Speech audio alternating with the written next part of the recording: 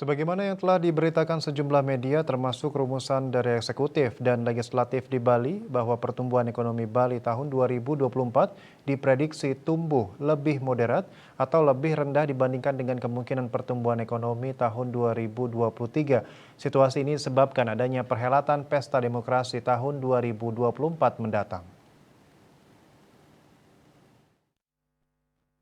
Hal tersebut disampaikan oleh pengamat ekonomi Profesor Iwayan Ramante.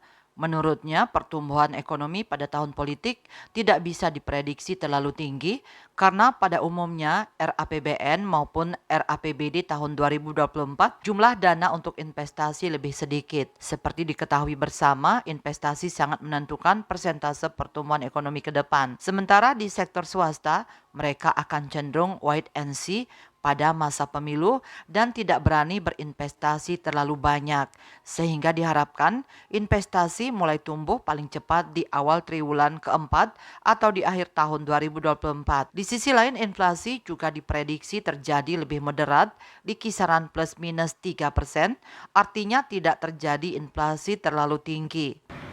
Pertumbuhan ekonomi Bali tahun 2024 diprediksi tumbuh lebih moderat, artinya lebih rendah dibandingkan dengan prognosa atau kemungkinan pertumbuhan ekonomi tahun 2023.